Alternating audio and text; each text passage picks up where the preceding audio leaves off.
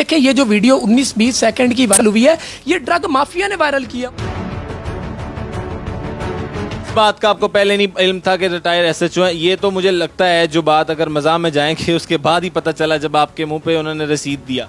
देखें जी, बिल्कुल ऐसा ही है। बाबा जी ने मेरा गिरबान पकड़ा, उसके बाद मैंने उनके कहा कि आप गुंडे हो, बदमाश हो।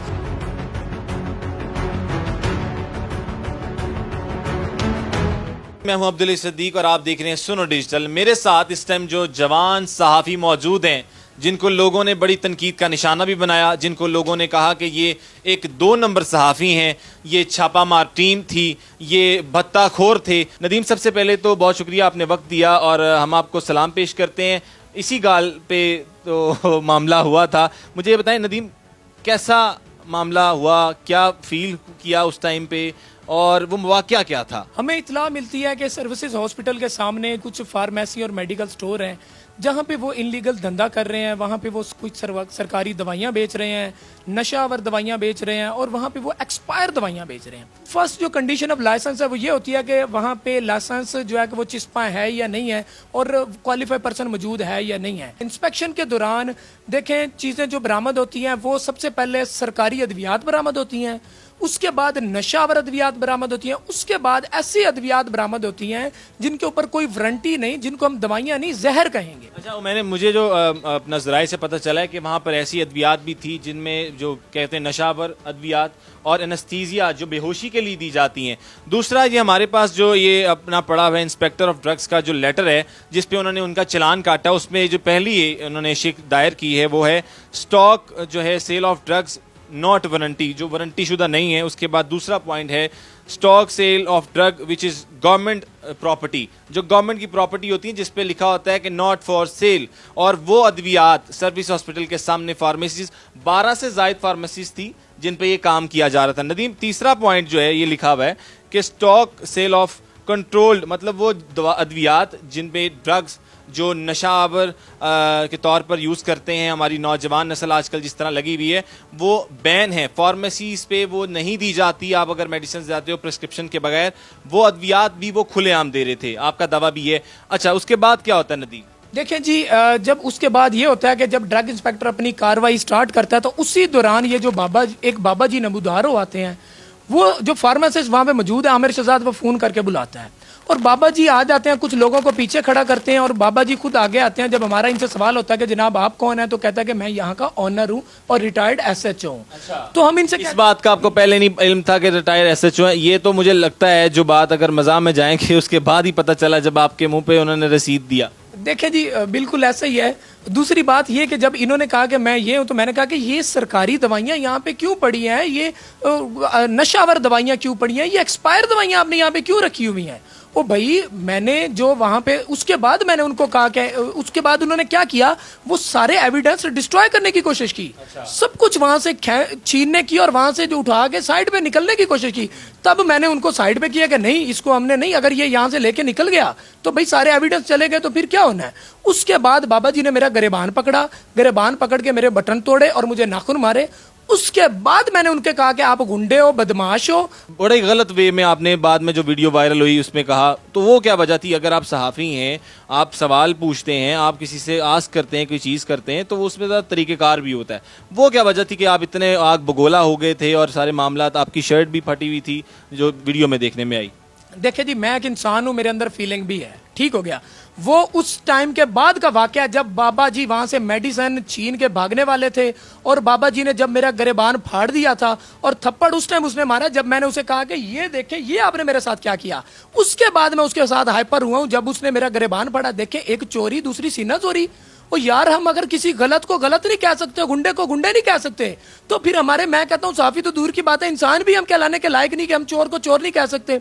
देखे, मैं उसको आगे से थप्पड़ मार सकता था, चाहे उसके अंदर छुपा हुआ चोर था, लेकिन उसके सुन्नत जो है ना रखी हुई थी, उसके ऊपर मैंने हाथ नहीं उठाया, वरना मैं आगे से उठा सकता था। लेकिन मैं जो हाइपर हुआ, जो मैंने गुंडा कहा है, वो उसके बाद की वीडियो है जब वो मेरे साथ ये सारा कारनामा कर चुका था। लेकिन इतनी सेकंड की वीडियो वायरल करने का यही मकसद था उनका कि भाई अगर ये सहाफ़ी ये सब कुछ जानने लग गए हैं, कोई बंदा निकल आया है हमारे पीछे, तो ये बहुत सारे फिर हमारे पीछे निकल आएंगे। लिहाजा ड्रग माफिया इस चीज़ को फौरी दूसरे सीन में लेके आए और इसको नाकाम करे।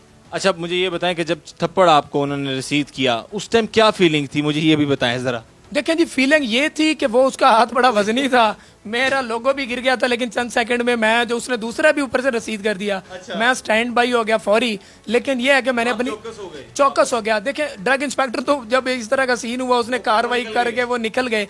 हमने तो भाई अपनी जान, इन्होंने गुंडे बुलवा लिए, हमारा कैमरा छीन लिया, हमने अपनी जान 15 पे कॉल करके, डॉल्फिन पुलिस आई, शादमान थाने की पुलिस आई, वो हमें अपने साथ बिठा के थाने ले गई। उन्होंने इस बाबा जी से आपको बचाया? बाबा वहीं पे मौजूद था? उन्होंने इस बाबे जब पुलिस वहां पे पहुंची है, बाबा वहां से रफू चक्कर हो गया था, और वहां पे वो जो है आमिर शहजाद क्वालिफाइड पर्सन और उसका हेल्पर वो मौजूद था। उनको पुलिस पकड़ के, मैं आपको वीडियो देता हूं, अपने साथ थाने ले आई है। लेकिन जब थाने ले आई है तब बाबा थाने आ गया और हमारे सामने टांग पे टांग रख के बैठ गया कि जो करना तुसी कर लो।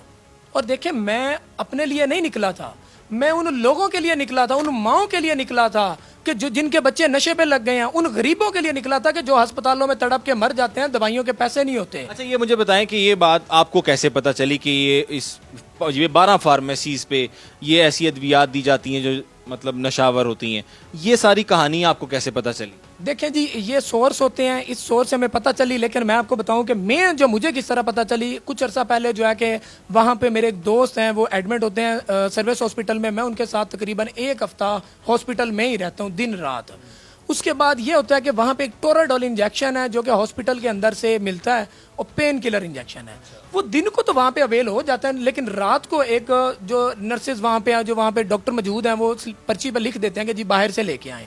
और रात को वो अमूमन सबको वो बाहर से लिख के देते हैं, वो बाहर से परचेज करके लेके आते हैं। हमें भी जब लिख के दिया, हमारा बंदा गया, उसने वहां से जाके परचेज किया, वो लेके आया। जब वो लग गया, उसने मुझे दिखाया कि भाई ये मैं इतने का लेके आया हूँ बाहर से। तो मैंने कहा कि भाई ये तो अंदर से मिल रहा है, मैं फ्री। उसने कहा नहीं, मैं बाहर से लेके आया हूँ। तब जाके देखें, हम सहाफ़ी हैं, रिपोर्टर्स हैं, हमारी तो जाती है नजर उस तरफ, क्योंकि हम भी एक तफ्तीशी होते हैं, हमने भी इन्वेस्टिगेटेड होते हैं, हमने इन्वेस्टिगेट करना होता है कि भाई ये चीज़ ये किस तरह आई, कैसे हुई।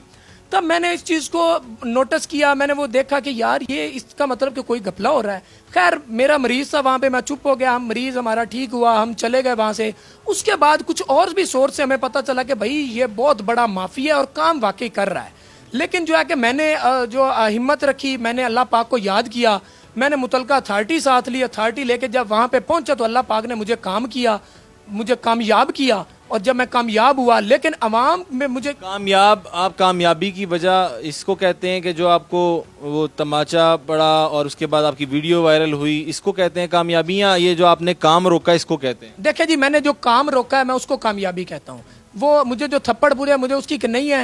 नदीम, माशाल्लाह आप बड़े अच्छे भाई हैं, सहाफ़ी हैं, आपने सहाफ़त के लिए मतलब इस जिंद जान लगा दी है और इसी के लिए आपने मारें भी खाई हैं। और ये जो आपने मतलब इकरारुल हसन लाइट बनने की कोशिश की, इसके पीछे क्या राज था? देखिए जी, मैंने वो माशाल्लाह बहुत जो हैं कि वो बहुत अच्छे और बहुत फेमस, और अल्लाह पाक ने उनको बहुत इज्जत दी हुई है, इकरारुल हसन साहब को। उसके बाद बाकी और जो रिपोर्टर्स हैं, बहुत जो अच्छा काम कर रहे हैं उनको भी। लेकिन देखें कि फीलिंग, जो काम बंदा अच्छा कर रहा है ना, हम क्या करते हैं, हम अगर गली में भी निकलते हैं तो हम कुछ सीखते हैं। कुछ लोगों से जो अच्छा कर रहे हो उनसे हम अच्छा सीखते हैं, जो बुरे कर रहे होते हैं हम उनसे बुरा सीखते हैं। तो देखें, मैंने भी कुछ लोगों से सीख के इस फील्ड में आया हूँ। नदीम, उस रात को नींद आ गई थी या उस टाइम पे सिर्फ वो कान में की आवाज आ रही थी? देखें जी, मुझे उस रात को जो है कि नींद नहीं आई थी, मुझे बुखार भी हो गया था। कितना बुखार हो गया था? बुखार मुझे नॉर्मल हुआ था, लेकिन वो बाबे के थप्पड़ की वजह से नहीं हुआ था, मुझे हुआ था उन नाम नेहाद लोगों की वजह से। उनकी वजह से कि वो जो बड़े बड़े प्लेटफॉर्म पे बैठ के कहते हैं कि भाई कभी भी एक तरफा मौक़िफ़ सुन के फैसला ना करो, कभी भी हकायक तक पहुंचे बगैर, छोटी सी बात सुने बगैर फैसला ना करो। सिर्फ उनकी बातें सुन के, उनके वीडियो क्लिप्स देख के, उनके कमेंट्स देख के मुझे बुखार हुआ था और मुझे जो है ना वो डिप्रेशन भी हुआ, में गया मैं उस तरफ। देखिए जी, मेरे फादर मदर की डेथ हुई है।